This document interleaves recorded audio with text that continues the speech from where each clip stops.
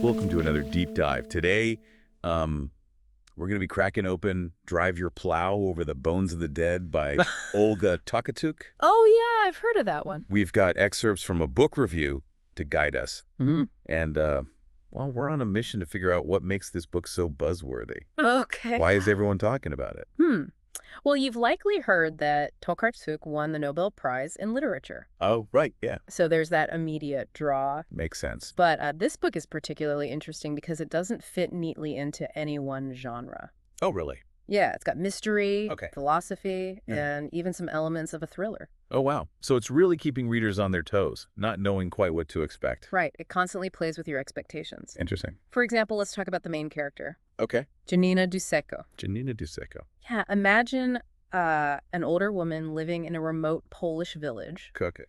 deeply into astrology, Interesting. translating William Blake's poetry, Wow. and fiercely advocating for animal rights. Okay, that's definitely not your typical detective. Exactly. And that unconventional choice is what makes Janina so compelling. Yeah, I can see that. You're immediately curious about her perspective. So what's the mystery she gets tangled up in? Well, a series of local hunters start turning up dead Oh, no. under mysterious circumstances. Oh, gosh. And Janina, with her deep connection to animals and nature, Yeah. becomes convinced they are being killed in revenge. Revenge. Yeah, for the way humans treat them. So it's a whodunit, but with a very unique spin. Right. It sounds like Tokarczuk is using the mystery genre as a way to explore some deeper questions about justice and morality, Absolutely. especially when it comes to how we view animals. And that's where the philosophical element really comes into play. I see. It's not just about solving a crime. Right. It's about challenging our assumptions about who deserves justice Uh-huh. and who gets to define it. That's a good point. Yeah. Okay, so we've got this unusual protagonist, Right. an intriguing mystery, and some thought-provoking philosophical questions. Mhm. What else makes this book stand out? Well, Tokarczuk is a master of weaving together multiple themes Okay. and using symbolism. Like what? For example, she uses animal bones as a recurring motif to represent the fragility of life, Interesting. which constantly reminds us that both humans and animals are vulnerable. Yeah, that makes sense. Right. And I've heard that astrology plays a significant role in the story, too. Yes, definitely. Does that tie into the symbolism as well? Definitely. How so? Well, it represents a different way of understanding the world. Uh-huh. Janina's fascination with astrology raises questions about fate versus free will, Oh, interesting. which adds another layer of complexity to the story. Yeah. It makes you wonder, are we really in control of our destinies? Or are we all just playing out a predetermined script? It sounds like Tokarczuk isn't giving us any easy answers. No, she's more interested in making us think and question our own beliefs. Yep. And that's what makes her writing so engaging. Uh-huh. She doesn't shy away from the big questions. So we've got this intricate web of themes, Yes. a fascinating protagonist, Uh-huh. and a style that keeps us guessing. Right? What about the actual writing itself? What's Tokarczuk's style like? She's known for her lyrical and poetic prose. Okay. It's not a quick read. Mm-hmm. It demands your attention and rewards you with beautiful language and insightful observations. Yeah, you mentioned William Blake earlier. Yes. Is his work directly referenced in the book? Yes, the title itself Drive Your Plow Over the Bones of the Dead. comes directly from one of Blake's poems. Wow. And his influence is felt throughout the novel, Interesting. particularly his themes of justice and the interconnectedness of all living things.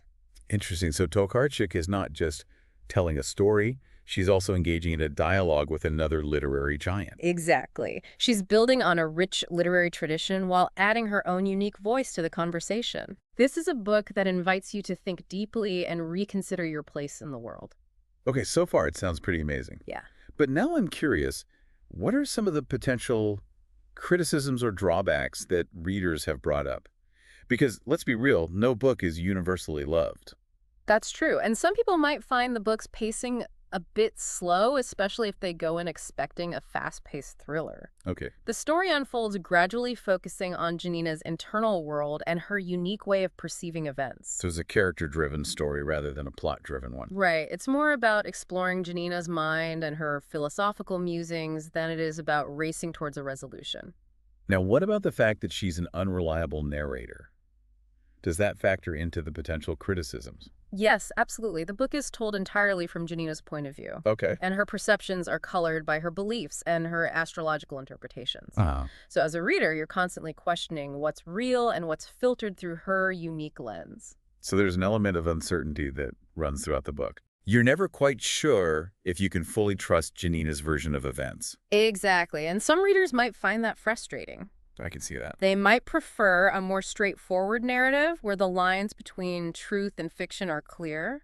Now, before we move on, we need to address the elephant in the room, so to speak. Okay. We know that the book has a strong ecofeminist perspective, Yes. and that can sometimes be a point of contention for some readers. Right now, the book review we have does touch upon this. Okay. And we need to acknowledge that some critics have found the book's ecofeminist message a bit too heavy-handed, Uh-huh. arguing that it overshadows the other aspects of the story. And others have praised its boldness and its urgency, arguing that it's precisely this strong stance that makes the book so relevant and thought-provoking. It's a complex issue, Yeah. and there are valid points to be made on both sides. Right. Ultimately, it comes down to personal interpretation Huh. and how you, as a reader, respond to Tokarczuk's message.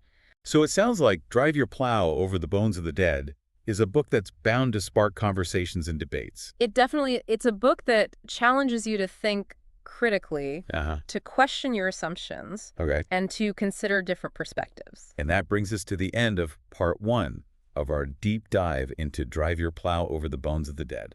Okay. We've unpacked the basic premise, explored some of the key themes, and touched on some of the potential criticisms. Right. In part 2, we'll delve deeper into these aspects and see what other insights we can uncover. Sounds good. All right, let's dig a little deeper into Drive Your Plow Over the Bones of the Dead. Okay. What really resonated with you about this book?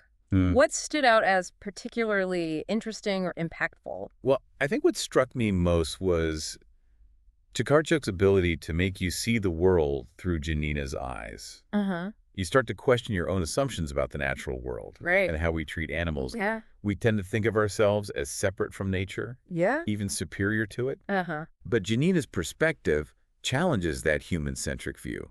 It's almost like she's asking us, what if animals aren't just objects for us to use and exploit? What if they have their own agency, their own sense of justice? Exactly. And that shift in perspective can be pretty unsettling. Yeah. But I think it's necessary. It forces you to confront some uncomfortable truths about how we interact with the natural world Right. and the ethical implications of our actions. It reminds us that we're not the only ones who matter, Right. that the well-being of the planet and all its inhabitants is interconnected with our own. Now, one thing that really stuck with me was the description of the hunter's deaths in the book. Uh-huh. Tokarczuk doesn't shy away from the gruesome details, No, she doesn't. but she does it in a way that's both disturbing and thought-provoking. I think that's deliberate. Yeah. She's forcing us to confront the violence that's inherent in our relationship with animals, Right. whether we choose to acknowledge it or not. It's easy to distance ourselves from the realities of hunting or factory farming, Right. but Tokarczuk's descriptions make it impossible to ignore.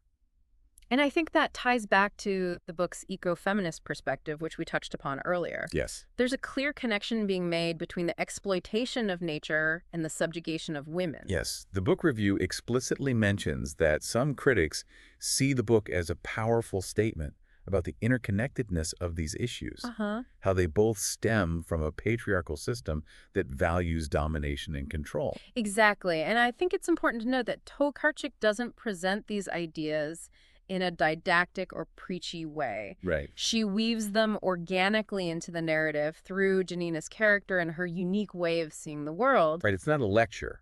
It's an invitation to think critically and to consider different perspectives. Right. And that's what makes the book so engaging, even if you don't agree with everything it's saying. It sparks a dialogue, and I think that's what good literature should do. Yeah. It should challenge our assumptions, push us outside of our comfort zones, and make us question the way things are. Now, speaking of challenging assumptions, one of the things that makes Janina such a compelling character is her outsider status. Okay. She's not just an advocate for animals. She's also an older woman who doesn't conform to societal expectations. Right. She's eccentric, opinionated, and completely unapologetic about who she is. And I think that's what makes her so relatable, even if her views are sometimes extreme. Yeah, We've all felt like outsiders at some point in our life. absolutely. Like we don't quite fit in. And I think Tokarczuk uses Janina's outsider status to highlight the way society often dismisses or marginalizes those who don't conform to the norm, Mhm. whether it's because of their age, their beliefs, or their way of life. It's a subtle but powerful critique of societal structures that value conformity over individuality. Yeah, And I think it's particularly relevant in today's world where we're constantly bombarded with messages about how we should act and think. you're right. It's like Tokarczuk is saying, it's okay to be different. In fact, it's essential. Exactly. And I think that message is particularly empowering for those who feel like they don't have a voice, who feel like their perspectives aren't being heard. Now, before we move on to our final thoughts, Mm. I want to touch on one more element that makes this book so unique. Okay. It's the way Tokarczuk blends genres and seamlessly transitions between different timelines and perspectives. Yes. One minute you're in the present day trying to solve a murder mystery, and the next you're flashing back to Janina's childhood or reading excerpts from her astrological charts. Yes, it's a very nonlinear narrative structure, which can be challenging for some readers, Uh-huh. but I think it ultimately adds to the book's overall impact. It mirrors the way our minds work, Right. the way we jump between different thoughts and memories. And it creates a sense of mystery and suspense, Right. keeping you constantly engaged and guessing. Mm-hmm. You never quite know what's going to happen next or how the different pieces of the puzzle will fit together. Right. It's like you're piecing together a mosaic, one fragmented memory or observation at a time. And that process of discovery is what makes the reading experience so rewarding. It's amazing how Tokarczuk manages to pack so much into this story. I mean, no, right? A murder mystery, a philosophical exploration of our relationship with nature, Uh-huh. a critique of societal norms. Yeah. It's a lot to unpack, but it never feels overwhelming. I agree. It's a testament to her skill as a writer. Right. She manages to balance these different elements so deftly, Uh-huh. creating a narrative that's both intellectually stimulating and emotionally resonant. As we wrap up our deep dive, I want to touch on one more point that really stood out to me. Okay. It's the book's title, Drive Your Plow Over the Bones of the Dead. Oh, yeah. It's such a powerful image. It is. And it speaks to the central theme of the book, the idea that we can't ignore the consequences of our actions. It's a call to action, isn't it? Yeah. A reminder that we need to take responsibility for the way we treat the natural world and all its inhabitants. We can't just keep plowing ahead oblivious to the destruction we're leaving in our wake. Exactly. And I think the bones in the title also symbolize the silenced voices, the marginalized perspectives that are often ignored or dismissed. Right, like Janina, Yeah, who's seen as an eccentric outsider. exactly. There are countless individuals and communities around the world who are fighting for their rights and for the well-being of the planet. It's a reminder that we need to listen to those voices, to amplify them, and to challenge the systems that silence them. Couldn't agree more. So as we reach the end of our deep dive, let's Yeah. bring it back to you, our listener. Okay. What are your thoughts on this book and its themes? Yeah. Have you ever considered the idea of animal rights or questioned the way we treat the natural world? Tokarczuk doesn't offer any easy answers, No, she doesn't. but she certainly raises some important questions. Definitely questions that stay with you long after you've finished the book. Oh, yeah. They make you think about your own place in the world and the impact of your choices. And that's what makes Drive Your Plow Over the Bones of the Dead such a powerful and relevant book. It's not just entertainment. It's a catalyst for change. It encourages us to challenge our assumptions, to expand our empathy, and to consider how we can make a positive impact on the world. If you're intrigued by what we've discussed, I highly recommend checking out Drive Your Plow Over the Bones of the Dead. Yeah. It's a challenging read, but it's one that will stay with you long after you've turned the final page. Until next time, keep exploring, keep questioning, and keep diving deep.